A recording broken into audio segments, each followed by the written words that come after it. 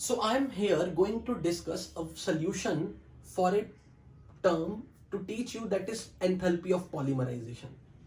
Enthalpy of polymerization के base पे हम एक न्यूमेरिकल देखने वाले हैं एंड क्वेश्चन आपके सामने है जिसमें आपको बोला गया है कि अगर हमारे पास n number of molecules of ethene है, इनको ज्वाइन करके एक पॉलीमर बना दिया जाए विच इज पॉलीथीन, और यदि इस प्रक्रिया में C डबल बॉन्ड C और C सिंगल बॉन्ड C की बॉन्ड एनर्जी आपको गिवन हो, तो आपको बताना है जब आप n मॉलिक्यूल्स ऑफ इथीन को ज्वाइन करके एक मोल पॉलीमर बनाओगे तो कितनी एनर्जी रिलीज होगी. That is enthalpy of polymerisation.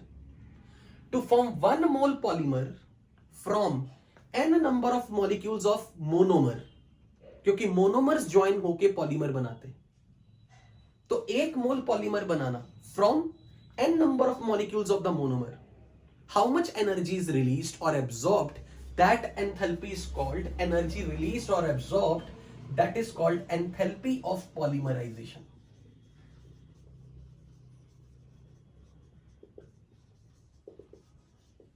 पहले एक बार ये समझते हैं कि पॉलीमर बनता कैसे है. मान लो बच्चों आपके पास इथीन है और मुझे इसका डाइमर बनाना है, मुझे 2 मॉलिक्यूल ज्वाइन करने हैं, डाइमर. तो मैंने 2 मॉलिक्यूल अगर इथीन के ज्वाइन किए तो जो मेरे पास डाइमर आएगा ना वो ऐसा होगा. दिस इज इथीन का एक मॉलिक्यूल, दिस इज इथीन का दूसरा मॉलिक्यूल, और अब अगर मैंने इसे ज्वाइन करना ना चारों मॉलिक्यूल्स को, तो देखो मैं क्या करने लगा हूं, इसका एक बॉन्ड शिफ्ट करके इनके बीच में और इसका एक बॉन्ड शिफ्ट करके इनके बीच में बना दूंगा. तो मैं बोलूंगा कि ओवरऑल जो मेरा डाइमर बना उसमें 4 मॉलिक्यूल जुड़ गए, CH2 CH2 CH2 CH2. ये बन गया dimer. Dimer is a kind of polymer जिसमें 2 मॉलिक्यूल मोनोमर के, 2 इथीन के मॉलिक्यूल जुड़ के एक बड़ा मॉलिक्यूल बना रहे हैं जो कि साइक्लोब्यूटेन है ऑर्गेनिक के टर्म में. तो मैं बोलूंगा 2 ethene are making 1 polymer CH2 CH2 CH2 CH2. तो इस प्रोसेस में जो एनर्जी रिलीज होगी मैं बोलूंगा वो एंथैल्पी ऑफ पॉलीमराइजेशन है, क्योंकि मैंने एक मोल पॉलीमर बनाया. अगर यही मेरे पास 3 मॉलिक्यूल होते, इथीन के 3 मॉलिक्यूल्स को अगर मैं ज्वाइन करके पॉलीमर बनाऊं, ट्राइमर बनाऊं, इट्स ए डाइमर. तो अगर मैं ये ट्राइमर बनाऊं तो बेसिकली इथीन के 3 मॉलिक्यूल को ज्वाइन करना है मुझे. तो let's say this is 1 molecule of ethene, this is second molecule of ethene, this is third molecule of ethene. तो अगर मैं इसके पाई बॉन्ड शिफ्ट कर दूं इन 2 कार्बन कार्बन के बीच में, पाई बॉन्ड शिफ्ट कर दूं, यहां डबल बॉन्ड है ना, एक बॉन्ड शिफ्ट कर दूं आगे. जरूरी नहीं कि मैंने ऐसे पाई बॉन्ड बोला, मैंने इसलिए बोला क्योंकि pi bond is usually easier to break than sigma bond. तो ये पाई बॉन्ड शिफ्ट कर दिया मैंने, ये पाई बॉन्ड शिफ्ट कर दिया, इसी तरह से ये पाई बॉन्ड शिफ्ट कर दिया. कहने का मतलब कि मैंने डबल बॉन्ड में से एक सिंगल बॉन्ड उठाया, 2 कार्बन को जोड़ दिया. सेम स्टोरी मैंने यहां के डबल बॉन्ड को तोड़ा, एक सिंगल बॉन्ड 2 कार्बन कार्बन के बीच में बना दिया. तो ये मॉलिक्यूल मेरे पास कुछ इस प्रकार से अरेंज हो गया.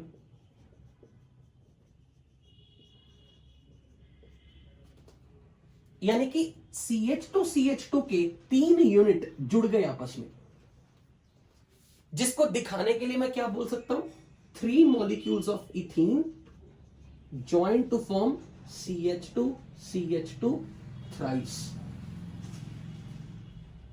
तो आप ये देखो, अगर आपके पास 3 मॉलिक्यूल ना होके 4 मॉलिक्यूल होते, तो 4 मॉलिक्यूल जुड़ते तो साइकिल 8 मेंबर की बनती. और जरूरी भी नहीं है कि हर बार पॉलीमर साइक्लिक बने,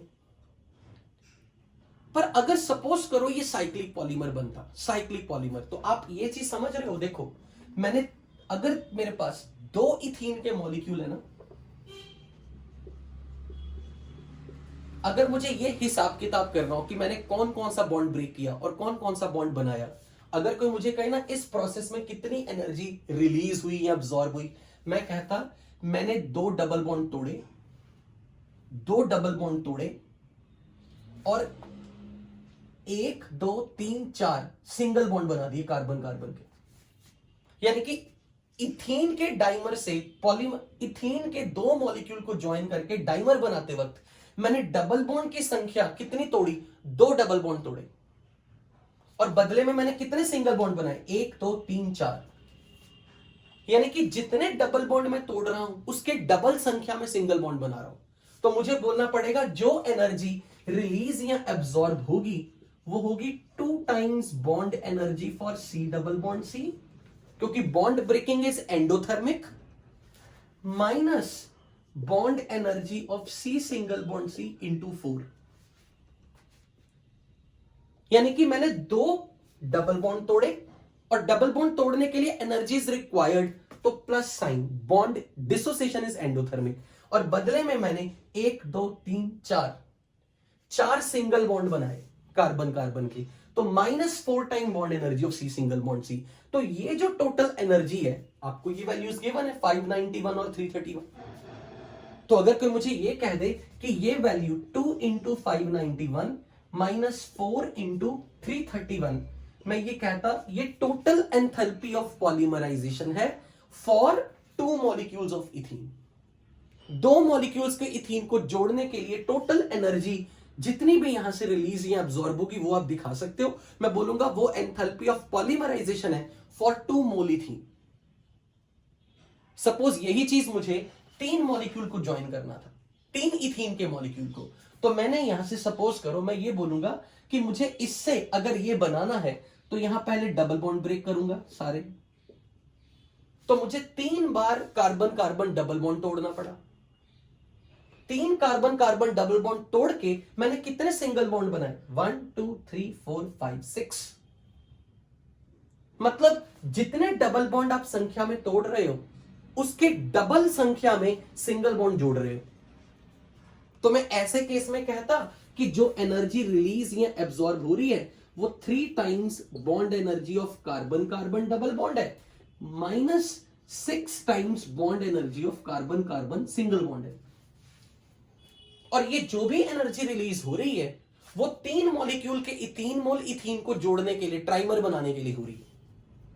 आप खुद बताओ, अगर आपके पास ये 2 3 ना होके n होते, n नंबर ऑफ मॉलिक्यूल्स, तो जितने मॉलिक्यूल आप इथीन के ले रहे हो आपको उतनी ही संख्या में डबल बॉन्ड तोड़ने, क्योंकि 2 डबल बॉन्ड तोड़ के 4 सिंगल बॉन्ड बनाए तो डाइमर बना, 3 डबल बॉन्ड तोड़ के 3 डबल बॉन्ड तोड़े और 6 सिंगल बॉन्ड बनाए। यानी कि जितनी डबल बॉन्ड की काउंटिंग है उसके डबल संख्या में सिंगल बॉन्ड की काउंटिंग है पॉलीमर बनाते वक्त। तो अगर कोई आपसे ये कहता कि आप 4 मॉलिक्यूल इथीन के जोड़ रहे हो, टेट्रामर बना रहे हो, सपोज,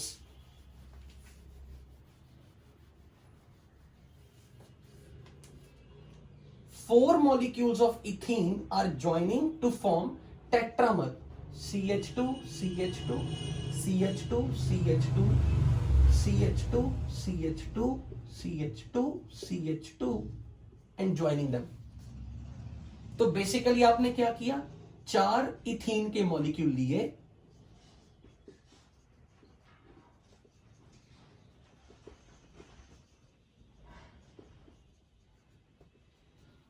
और आपने ये बॉन्ड तोड़ा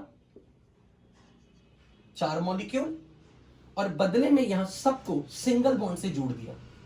सब में सिंगल बॉन्ड है, तो सिंगल बॉन्ड की काउंटिंग कितनी है? 1 2 3 4 5 6 7 8। तो मैं आपको यह समझाना चाहता हूं कि जब भी कभी आप ऐसा पॉलीमर बनाते हो जिसमें n मॉलिक्यूल्स हैं और n मॉलिक्यूल्स को जोड़ के आपने पॉलीमर बना दिया, n मॉलिक्यूल्स साइक्लिक कंपोनेंट में ज्वाइन कर दिए, साइकिल में मैंने 4 n नंबर ऑफ मॉलिक्यूल को जोड़ दिए, तो मैं बोलूंगा total energy required to break the bond was bond energy of 1 carbon carbon double bond multiply by n। क्योंकि आपको हर एक मोनोमर में एक डबल बॉन्ड ब्रेक करना है और आपके पास n नंबर ऑफ मॉलिक्यूल्स है, minus energy release bond formation में, और सिंगल बॉन्ड काउंटिंग में कितने बनेंगे? जब 2 मॉलिक्यूल को जोड़ा था तो 4 सिंगल बॉन्ड बने, 3 मॉलिक्यूल को जोड़ा तो 6 सिंगल बॉन्ड बने, 4 मॉलिक्यूल को जोड़ा तो 8 सिंगल बॉन्ड बने।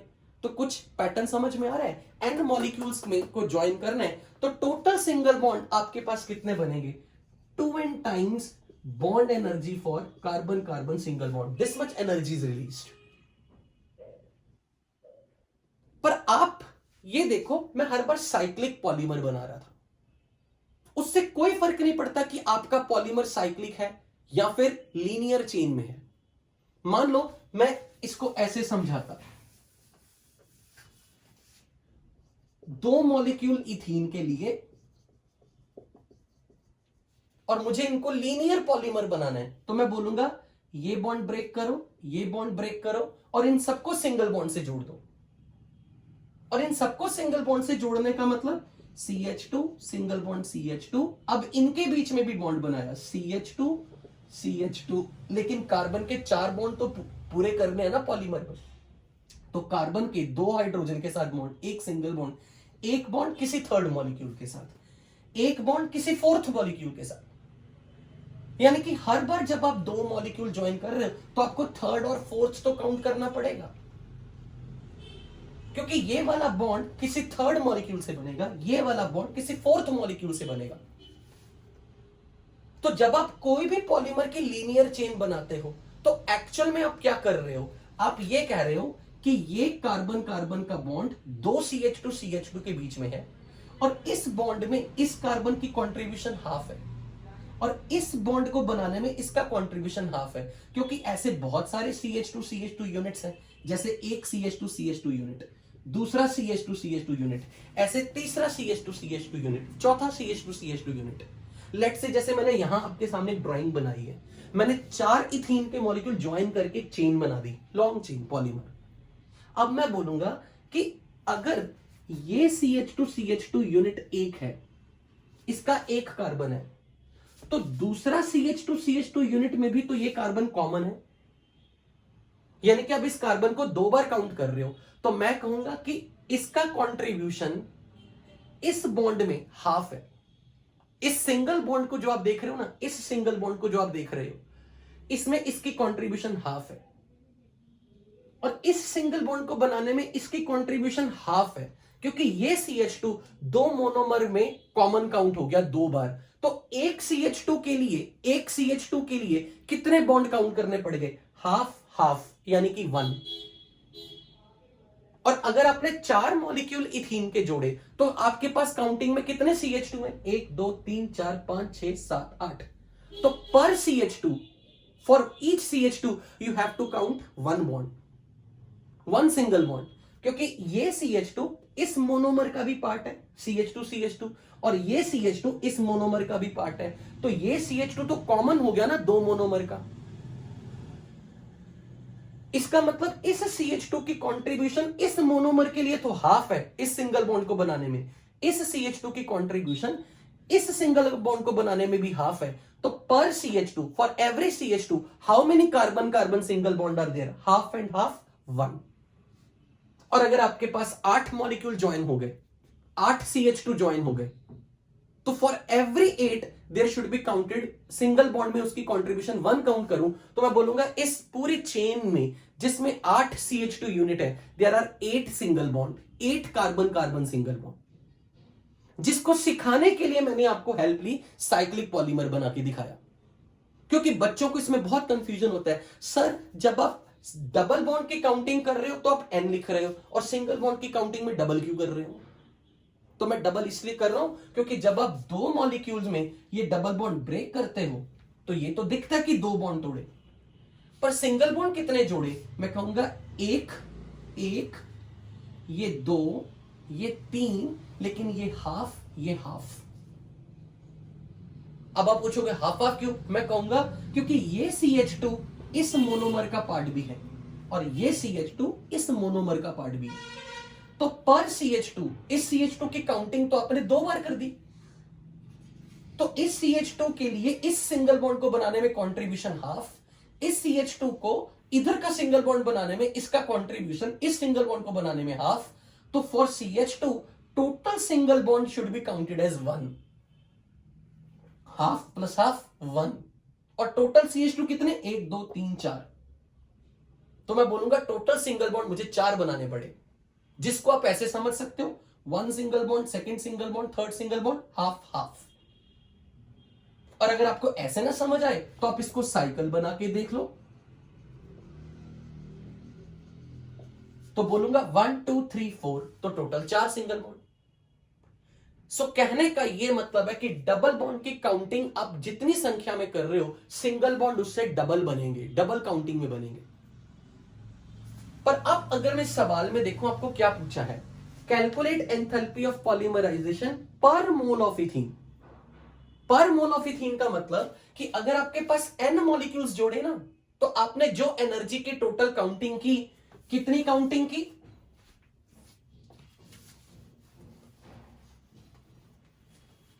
Bond energy of C double bond C कितने तोड़े, n नंबर, लेकिन कितने सिंगल बॉन्ड बनाए, 2n। तो अब मैं बोलूंगा this energy overall is 591 for every C double bond C.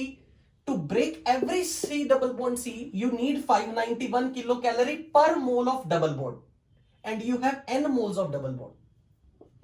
This much energy is required minus energy released, minus energy released when one single bond is formed, when one mole single bond is formed, per mole single bond is formed, 331 kilocalorie energy is releases. But how many mole of single bonds are formed, 2n, double. किसका double, जितने double bond तोड़े उसकी counting में double संख्या में single bond into 2n। पर ये जो एनर्जी रिलीज या एब्सॉर्ब हुई, that is 591 minus 662 into n, this value is minus in negative, this number is negative. तो ये जो एनर्जी रिलीज हुई है, ये n मोल इथीन को जोड़ने के लिए हुई है। पर आपको क्वेश्चन पूछा है कैलकुलेट एंथैल्पी ऑफ पॉलीमराइजेशन पर मोल ऑफ इथीन, यानी कि एक मोल इथीन के लिए कितनी। तो मैं बोलूंगा ये जो एनर्जी रिलीज हुई है, ये तो n मोल इथीन को जोड़ने के लिए है। So when n mole of ethene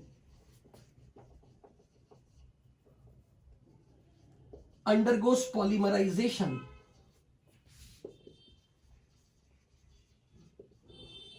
energy releases is 591 minus 662n,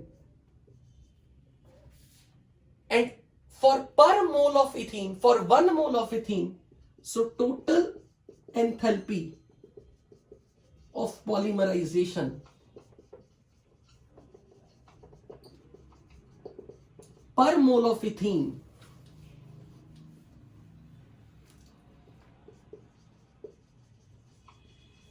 you will have to divide it by n.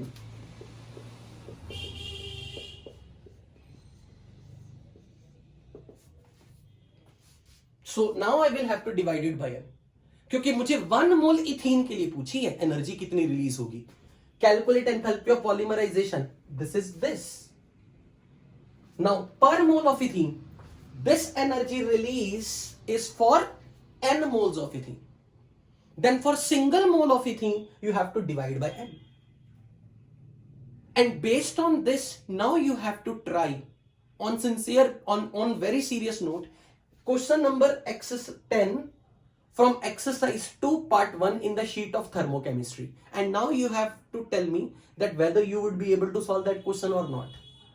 That question is just little different from this, but the whole concept behind solving this question is exactly like this. And I hope you will be able to solve this question. Okay?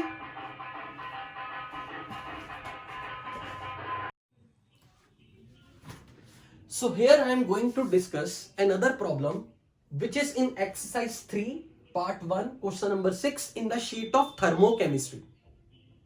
And ये question JEE के previous years में पूछा गया, 2017 में पूछा गया JEE advance में। बहुत बेहतरीन सवाल है। क्वेश्चन में आपको ये बोला है कि ग्रेफाइट और डायमंड के बारे में आपको दोनों की स्टैंडर्ड स्टेट में फ्री एनर्जी दे दी गई है। तो ग्रेफाइट की स्टैंडर्ड स्टेट में फ्री एनर्जी 0, जो कि हमें मालूम है for every substance in the standard state G0 is 0, और कार्बन की स्टैंडर्ड स्टेट इज ग्रेफाइट, और डायमंड के लिए भी G0 वैल्यू गिवन है। अब आपको यह बोला गया है कि स्टैंडर्ड स्टेट में प्रेशर 1 बार होना चाहिए, दैट वी ऑलरेडी नो कि डेफिनेशन इज कि सिस्टम जब अपनी स्टैंडर्ड स्टेट में होगा तो उसके हर कंपोनेंट के लिए प्रेशर 1 बार असाइन किया, और substance should be in the pure state at a given temperature. Now graphite to diamond conversion reduces the volume by 2 into 10⁻⁶, यानी कि ग्रेफाइट से अगर डायमंड बनेगा तो वॉल्यूम घटेगा, और वॉल्यूम को घटाने के लिए प्रेशर लगाना पड़ेगा.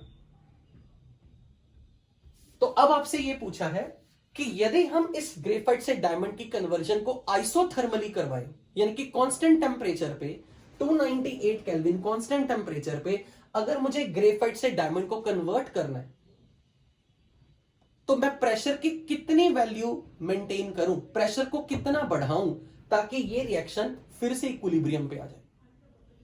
So question is the pressure at which graphite is in equilibrium with diamond. Question की रियल फील ऐसे है कि इनिशियली आपके पास ग्रेफाइट और डायमंड दोनों 1 बार प्रेशर पे हैं, और मान लो सपोज इनिशियली आपके पास एक इक्विलिब्रियम मिक्सचर था ग्रेफाइट से डायमंड, जिसमें दोनों कंपोनेंट का प्रेशर 1 बार था. अब मुझे उस मिक्सचर में ग्रेफाइट से डायमंड में कन्वर्जन करवानी है. आई वॉन्ट कि ये रिएक्शन फॉरवर्ड में जाए, और केमिकल इक्विलिब्रियम में आपने ये पढ़ा था कि ग्रेफाइट से डायमंड, क्योंकि दोनों कंपोनेंट सॉलिड हैं, तो जब भी मिक्सचर ऑफ सॉलिड इक्विलिब्रियम में होगा और हमें प्रेशर का इफेक्ट इक्विलिब्रियम पे स्टडी करना हो, तो अगर आप प्रेशर बढ़ाओगे तो इक्विलिब्रियम उस डायरेक्शन में मूव करेगा जिस डायरेक्शन में डेंसिटी मिक्सचर की बढ़े.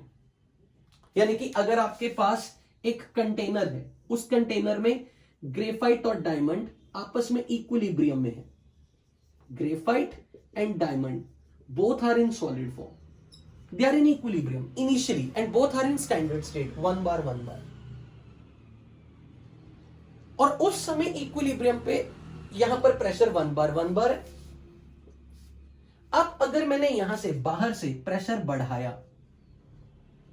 तो अगर मैं बाहर से प्रेशर बढ़ाऊंगा तो प्रेशर को बढ़ाने से इस इक्विलिब्रियम मिक्सचर को डिस्टर्ब हो जाएगा. पर इक्विलिब्रियम अगर आपने डिस्टर्ब कर दिया तो वो किसी डायरेक्शन में तो मूव कर रहा ना, रिएक्शन या तो फॉरवर्ड जाएगी या बैकवर्ड जाएगी. और हमें मालूम है कि इक्विलिब्रियम मिक्सचर जब दो कंपोनेंट दोनों सॉलिड्स के हैं तो equilibrium will move in the direction where density increases if you increase the pressure, और डेंसिटी डायमंड की ग्रेफाइट से ज्यादा होती है. And we have discussed it in the last section of application of Le Chatelier principle कि जब हम pressure बढ़ाएंगे तो सिस्टम का वॉल्यूम घटेगा, वॉल्यूम के घटने से अब डेंसिटी इंक्रीज होगी, तो इक्विलिब्रियम उस डायरेक्शन में जाएगा जिस डायरेक्शन में डेंसिटी इक्विलिब्रियम मिक्सचर का बढ़े. और क्योंकि डायमंड की डेंसिटी ग्रेफाइट से ज्यादा है, इसलिए प्रेशर को बढ़ाने से यह रिएक्शन फॉरवर्ड जाएगी. तो क्वेश्चन यह पूछा कि मान लो कि इनिशियली यहां प्रेशर 1 बार था, दोनों इक्विलिब्रियम में थे. सपोज ऐसा उन्होंने कहा नहीं कि इनिशियली इक्विलिब्रियम पे, आई एम जस्ट प्रेजेंटिंग की क्वेश्चन की रियल फील क्या है. वो बोल रहे अगर मैं प्रेशर को कितना बढ़ाऊं, प्रेशर की कितनी वैल्यू कर दूं ताकि ग्रेफाइट से डायमंड की कन्वर्जन होनी शुरू हो जाए, और जब तक नया इक्विलिब्रियम आएगा तब तक प्रेशर कितना बढ़ाना पड़ेगा.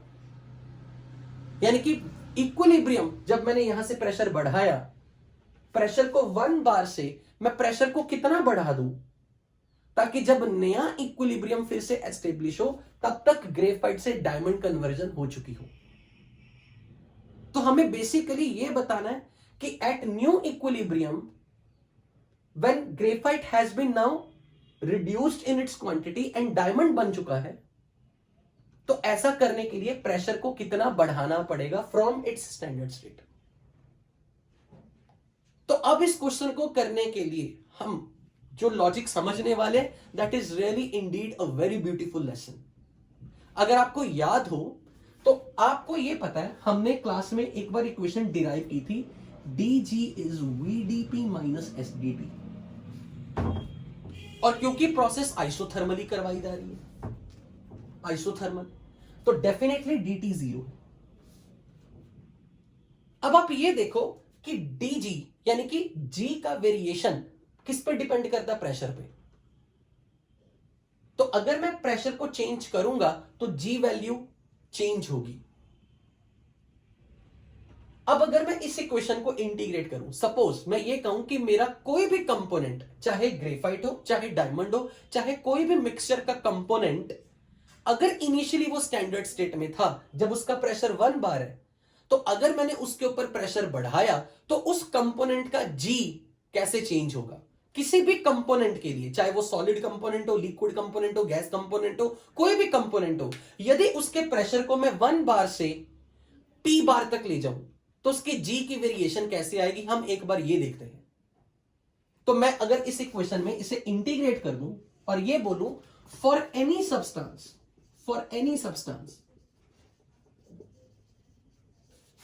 Eight pressure 1 bar it's G is G nought, क्योंकि स्टैंडर्ड फ्री एनर्जी डिफाइन कब होती? जब प्रेशर 1 बार हो। And when pressure is P bar it's G is, let's say G, इसकी फ्री एनर्जी की वैल्यू कुछ ना कुछ है, वो जी नॉट नहीं है। तो अगर मैं इनिशियली प्रेशर 1 बार रखता हूं तो सिस्टम का जी जी नॉट है, किसी भी कंपोनेंट का जी जी नॉट है, किसी भी सब्सटेंस का जी जी नॉट है जब उसका प्रेशर 1 बार है। और जब उस पर प्रेशर P बार है तो उसकी जी वैल्यू जी नॉट से कुछ डिफरेंट है, लेट इट बी जी। तो अब अगर आप इस इंटीग्रेशन को देखोगे तो डी जी को आप लिख दोगे G minus G nought. And if your substance is a solid or liquid, जिस पर प्रेशर बढ़ाने से उसके वॉल्यूम में चेंजेस बहुत नेग्लिजिबल आते हैं, क्योंकि सब्सटेंस अगर इनकंप्रेसिबल फॉर्म में हो, like solid is most incompressible state of a substance, तो प्रेशर को बढ़ाने से उसके वॉल्यूम में चेंजेस बहुत नेग्लिजिबल आएंगे। I am not talking of now A gas. अगर कोई गैस कंपोनेंट होता तो मैं V को लिखता nRT/P, पर अगर मेरा कोई सब्सटेंस सॉलिड है या लिक्विड है, वही तो इस क्वेश्चन की खास बात है। तो हमें मालूम है कि प्रेशर को चेंज करने से उस सब्सटेंस के वॉल्यूम में नेग्लिजिबल चेंजेस आएंगे, तो वॉल्यूम प्रैक्टिकली कांस्टेंट रहने वाला है। तो V नंबर को मैं इंटीग्रेशन से बाहर निकाल लूंगा और dP को लिख दूंगा from 1 bar to P bar, this is V into P minus 1। तो ये मेरी इक्वेशन बन गई। किसी भी कंपोनेंट, किसी भी सॉलिड कंपोनेंट, किसी भी लिक्विड कंपोनेंट के लिए G is G naught plus V into P minus 1. And this entire question is based on this theme. तो अब मैं इस इक्वेशन में अगर कोई मुझे ये कह दे for this process how will you define delta G? You will say delta G for this reaction will be G for the diamond minus G for the graphite. And for every component, whether it's a solid component or a liquid component, G can be written in this form. तो मैं इसको ये लिख सकता हूं, G of diamond को G naught for the diamond plus V into P minus 1. This is volume for the diamond. और मैं G graphite को कैसे लिख दूं? Minus G not for graphite plus V for the graphite into P minus 1। तो अगर मैं इस इक्वेशन को सॉल्व करूं तो ये मेरे पास क्या बनेगा? ये बनेगा delta G is equal to G not for diamond minus G not of graphite plus V for diamond minus V for graphite into P minus 1. And what is G naught of product minus G naught of reactant? G naught of product minus G naught of reactant is nothing but this number can be written as delta G naught for the reaction plus V diamond minus V graphite, change in the volume, क्योंकि जितना pressure आप लगाओगे system का volume जितना compress होगा, volume जितना घटेगा, that change in volume times P minus 1।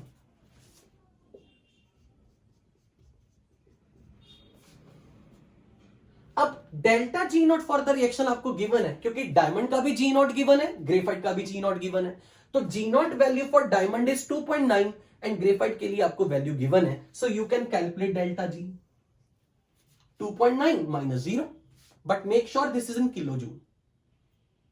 पर जो चेंज है ये जो delta we into P minus 1 है, तो डेल्टा वी आपको बता दिया, क्योंकि उन्होंने ये क्लियरली बोल दिया कि जब भी ग्रेफाइट से डायमंड की कन्वर्जन होती है वॉल्यूम डिक्रीज करता था, और वॉल्यूम कितना डिक्रीज करता था, 2 इंटू 10⁻⁶।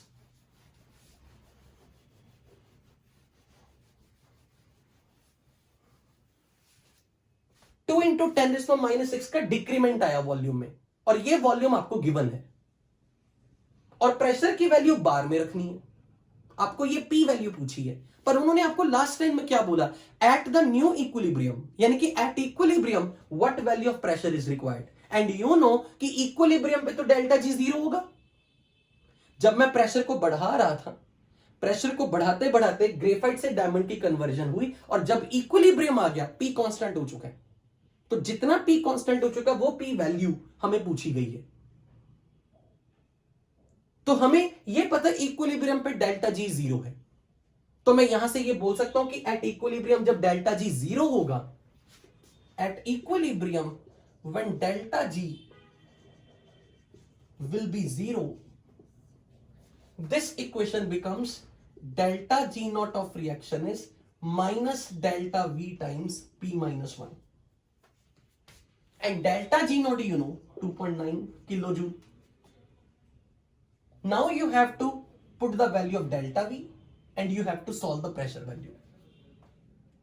But make sure आपने यूनिट्स ध्यान से पुट करने हैं, क्योंकि ये जूल्स में है, और प्रेशर अगर बार में है वॉल्यूम मीटर क्यूब में लेना पड़ेगा। तो यहां से आप P की वैल्यू निकाल के बताओगे कि जब ये रिएक्शन इक्विलिब्रियम पे आएगी उस वक्त कितना प्रेशर, किस प्रेशर की वैल्यू पे इक्विलिब्रियम एस्टेब्लिश होगा। So this is one of the very deep thought demanding question, कि आपको एक डीप अंडरस्टैंडिंग होनी चाहिए कि जी का वेरिएशन प्रेशर से कैसे अफेक्ट होता है जब आप किसी रिएक्शन में किसी सॉलिड कंपोनेंट के मिक्सचर पे प्रेशर का इफेक्ट कैसे आएगा। मतलब इक्विलिब्रियम मिक्सचर में अगर दोनों कंपोनेंट सॉलिड है तो प्रेशर की वेरिएशन उस रिएक्शन की डायरेक्शन कैसे डिसाइड करेगी कि वो फॉरवर्ड जाएगी या बैकवर्ड जाएगी। सो कहने का यह मतलब है कि अगर कोई रिएक्शन इक्विलिब्रियम पे आ गई तो डेल्टा जी 0 है। तो जब हम प्रेशर बढ़ाएंगे, जब कोई रिएक्शन इक्विलिब्रियम पे तो डेल्टा जी 0 है, तो पी की वैल्यू आपको फाइंड करनी है। तो क्वेश्चन इज दिस कि अगर किसी सॉलिड कंपोनेंट का जी का रिलेशन प्रेशर, वॉल्यूम और जी नॉट से इस इक्वेशन से फॉलो हो रहा है, तो किसी रिएक्शन के डेल्टा जी को आप इस तरीके से लिख सकते हो, और आप यहां से जस्टिफाई भी कर सकते हो कि प्रेशर को अगर आप बढ़ाओगे तो ये रिएक्शन उस डायरेक्शन में जाएगी जिधर वॉल्यूम घटे। क्योंकि आप यहां से देखो, ऑब्वियसली अगर मैं प्रेशर को बढ़ाऊंगा तो ये टर्म और नेगेटिव होती जाएगी, और वो इस रिएक्शन के लिए डेफिनेटली ड्राइविंग फोर्स होगा फॉरवर्ड डायरेक्शन में जाने का। So this was the beautiful question which you should, I hope you must have learned कि from this equation by substituting these values, change in volume is given to you and now you are supposed to calculate this value of pressure. This is 2 into 10⁻⁶, P की value आपको find करनी है। अब इस question को कुछ लोग ऐसे कर लेते हैं क्योंकि वो डायमेंशन मैच करके बता देते हैं, वो इस इक्वेशन को ऐसे यूज करते हैं, delta G naught is P delta V, और बोल देते कि डेल्टा जी नॉट की वैल्यू अपने पास है, क्योंकि delta G naught is a non PV work, मतलब it's a non mechanical work, तो उसे वर्क के डायमेंशन से मैच करा दो, पी डेल्टा वी कर दो, और डेल्टा जी नॉट मतलब इक्वेशन लगा दो, delta G is delta G not plus P delta we. तो आप इस क्वेश्चन के ये स्मार्टनेस पकड़ोगे अगर आपने इक्विलिब्रियम पे बोल दिया delta G 0, delta G naught की वैल्यू 2.9 इंटू 10⁻³ और उससे पी निकाल दिया, तो ये पी इस सवाल में सॉल्व करोगे तो ये 14,500 समथिंग कुछ आएगा, 14,500 समथिंग, जबकि आपको सवाल में जो ऑप्शन दिए वो 14,501 दिए, क्योंकि आपको ये बताना कि इनिशियल 1 बार प्रेशर से कितना प्रेशर बढ़ाना है। अगर पूछो ना कि how much pressure has to be increased, वो ये प्रेशर होता, क्योंकि इनिशियली प्रेशर अगर 1 बार था तो फाइनल प्रेशर अगर 14,501 बार तक लेके गए तो जो चेंज इन प्रेशर था ये तो वो आएगा। पर उन्होंने हमसे ये वैल्यू नहीं पूछी, उन्होंने आपसे एग्जैक्ट वैल्यू पूछी है कि पी की किस वैल्यू पे इक्विलिब्रियम आएगा, यानी कि 1 बार से मैं कितना प्रेशर बढ़ाऊं ताकि ग्रेफाइट से डायमंड की डायरेक्शन, मतलब रिएक्शन ग्रेफाइट से डायमंड की तरफ स्पॉन्टेनियस हो, ताकि रिएक्शन को ग्रेफाइट से डायमंड में जाने का ड्राइविंग फोर्स मिले। तो हम कहेंगे कि प्रेशर को बढ़ाओगे तो ये इक्विलिब्रियम मिक्सचर उस डायरेक्शन में जाएगा जिधर डेंसिटी बढ़े और डायमंड की डेंसिटी ग्रेफाइट से ज्यादा है, तो reaction will have to move in the forward direction. पर कब तक फॉरवर्ड जाएगी? कभी तो नया इक्विलिब्रियम एस्टेब्लिश होगा। द मोमेंट नया इक्विलिब्रियम एस्टेब्लिश होगा, डेल्टा जी को 0 होना पड़ेगा। So you know delta G not, you know change in volume, and from there you can find exact value of pressure 14,501 बार।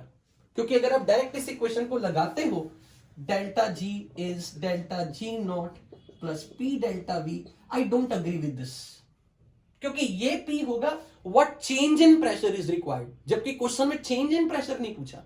आपसे ये पूछा है 1 बार अगर इनिशियल प्रेशर था तो फाइनली कितना प्रेशर तक बढ़ाना चाहिए ताकि ये रिएक्शन फिर से इक्विलिब्रियम एस्टेब्लिश करे।